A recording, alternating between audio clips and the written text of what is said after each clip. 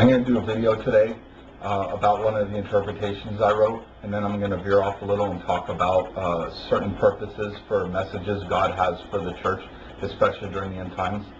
I'm going to put the interpretation link that's free. You can read the interpretation free on my website. I'll put it below, and you can just click on it. You know, what is a Christian's training? How does a Christian train? Once a Christian is saved, how does a Christian operate in order for that Christian to not only do God's will, but to become, just like Paul the Apostle said about, I don't just shadow box and I just don't run for a medal, but I do these things. I beat my body I put my body in subjection. And I believe that there's a recipe, instructions that we can follow, and I believe it's fully biblical for us to train properly once we get saved. And basically, reading the Bible or giving or having a certain sacrifice like fasting and praying, all those things are good. The Christian needs to do those things. But that's not actually training. That's like food or liquids that your body needs to survive so that you can train properly. Just like a basketball player or a marathon runner, if they're doing those sports, they have to eat right and they have to eat often so that their body has nutrients. And now they can go up and they can train. Okay, so reading the Bible, giving, and sacrifice and fasting and praying is not training, but food so that an athlete or a Christian can train. Then what's the training? What's the actual training? The actual training is obedience, which leads to suffering. A lot of people aren't going to want to hear this, but if you want to go to heaven, and if you want to survive these end times and endure unto the end, you need to learn right now that a Christian's training is obedience, which leads to suffering, which leads to more obedience, and leads to more suffering. Let me give you a Bible verse. This is Hebrews chapter 5, verse 8 and 9. Though he were a son, this is referring to Jesus, yet learned he obedience by the things which he suffered, and being made perfect, he became the author of eternal salvation unto all them that obey him. Obey him.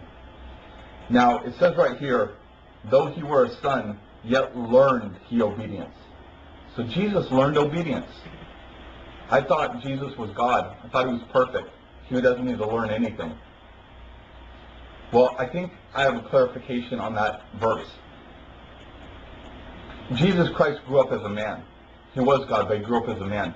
And he did the Father's will. It's very obvious. And he was sinless. And obeyed the law of Torah, did everything right. Okay? The thing about it is, he learned obedience. And suffering is what taught him obedience. So, as he would obey, he would suffer. And as he suffered, are you ready for this? He realized why he needed to obey. Okay? See, Jesus always obeyed the Father, almost instinctually, in terms of the Spirit. He always obeyed the Father. But suffering taught him why it is so important. And that's why he's a compassionate high priest. The Bible says it, that he's compassionate because he knows. He knows. Okay? So Jesus Christ always obeyed the Father. But as a result of obeying the Father and then suffering, the suffering taught him something very important. Why it was so critical as a human being to obey. Because if you don't, there's things that happen. And the suffering is what taught Jesus why he obeyed. He obeyed all the time. But the suffering taught him why. It's almost like God saying, now do you understand? You are going to always obey me. But because of the suffering, now do you understand why? Now do you understand? Okay? So, it's like a dog chasing its tail. And that's a crude analogy, but I use it. We obey, And because we obey, we end up suffering for our obedience. The book of Peter even says, Peter's letters, he says, hey, if you suffer because you sinned, then, you know, where's your joy in that, and where's your duty in that? But if you obey God and you suffer for righteousness' sake, then this is very pleasing to God. Okay? So it's very clear that once we start obeying God, that, and I mean true spiritual obedience to God, you're going to suffer for it. I can guarantee you that. That's the way it works. When you truly spiritually obey the scriptures and obey Jesus Christ, you are going to suffer. It is how it works. That's how it works. That's the way God has engineered it. And there's a lot of reasons why we suffer. Our flesh fights us.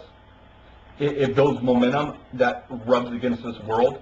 Then you got the people who come against us, just natural. And then you got the demonic realm, Satan, who absolutely is going to come against you. Especially when you start obeying a lot and the Lord starts respecting you and he starts taking you seriously, then he'll actually commission Satan to come after you personally. Then your life's, that's a whole new ball of wax. Paul the Apostle called it the thorn in the flesh, the messenger from Satan who buffeted him. Because his obedience was at such a level, God said, all right, he's ready for the true workout. Go send Satan. Go send a messenger of Satan to buffet that man. Okay, so your obedience leads to suffering. Your suffering leads to more obedience. And once you get really deep in the process, the suffering teaches you why it is so important that you obey God. You learn. You learn why. A lot of us obey God because it says so.